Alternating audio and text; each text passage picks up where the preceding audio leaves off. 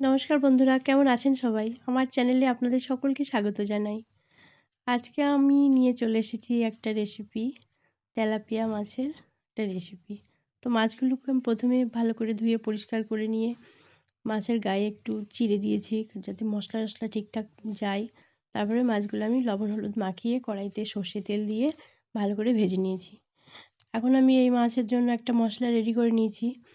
একটা না, দুটো বাটিতে আমি দুরকম মশলা রেডি করেছি। একটা বাটিতে আছে পেঁয়াজ, আদা, রসুন, একটু কাঁচা লঙ্কা, একটু ইয়ে কাজু বাদাম একসাথে পেস্ট করে নিয়েছি। আর একটা বাটিতে নিয়েছি হলুদ, লঙ্কা গুঁড়ো একটু, আর একটু জিরে গুঁড়ো।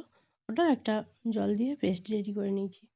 এখন আমি কড়াইতে যে মাছ ভাজা তেলটা ছিল ওর মধ্যে একটু গোটা জিরে, একটু কাঁচা লঙ্কা, একটু তেজপাতা ফোড়ন দিয়ে দিয়েছি। আর যে টমেটো আর পেঁয়াজের যে পেস্টটা ছিল ওটা আমি ওই তেলের মধ্যে দিয়ে দিয়েছি। এখন আমি ওই পেস্টটা ভালো করে ভেজে নেব নেড়ে চেড়ে। আর এই সময় আমি গ্যাসের আঁচটা একটু কমিয়ে রেখেছি, মানে মিডিয়াম আঁচে রেখেছি। মিডিয়াম আঁচে ভালো করে ভেজে নেব মশলাটা। আর এই তেলাপিয়া মাছ আমার খুব পছন্দের, মানে আমার খুব ফেভারিট একটা মাছ। আমি এটাকে খুব ভালোবাসি, তাই এটা ভাবলাম আপনাদের সাথে শেয়ার করি। তো মশলাটা প্রায় রেডি হয়ে এসছে, তেল ছেড়ে এসছে দেখুন। আর এই পর্যায়ে আমি আর একটা যে পেস্ট বানিয়ে রেখেছিলাম ওই পেস্টটা এর মধ্যে দিয়ে দিলাম।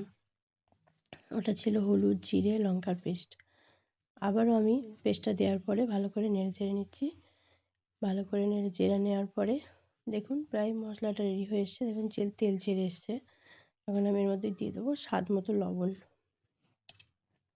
লবণটা দেওয়ার পরেও ভালো করে আবারও নাড়তে থাকবো মশলাটা। ভালো করে নেড়ে এখন প্রায় মশলাটা রেডি হয়ে এসছে। এ পর্যায়ে আমি এর মধ্যে দিয়ে দেবো জল। এখানে আমি গরম জল দিচ্ছি। খুব বেশি জল আমি দেবো না, কারণ এটা আমি ঝোল রাখবো না, একদম গামাখা করে মাছটা রান্না করব। আর এটাই খেতে ভালো লাগে। আপনারা একবার বাড়িতে ট্রাই করে দেখবেন, আশা করছি ভালো লাগবে। তো দেখুন ঝোল ফুটে এসেছে। এই পর্যায়ে আমি মাছগুলোর মধ্যে দিয়ে দেবো। মাছগুলো দেওয়ার পরে আমি কিছু সময়ের জন্য ঢেকে রাখবো আর আঁচটা কমিয়ে দেব। আঁচটা কমিয়ে ঢেকে কিছু সময় রান্না করব। তারপরে যখন এই ঝোলটা পুরোপুরি কমে আসবে তখন আমি এটা নামিয়ে নেব।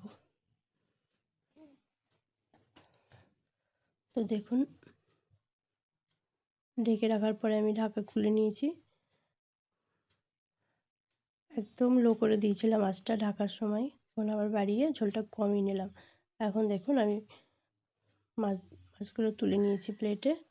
আর এটা আমি গরম ভাতের সাথে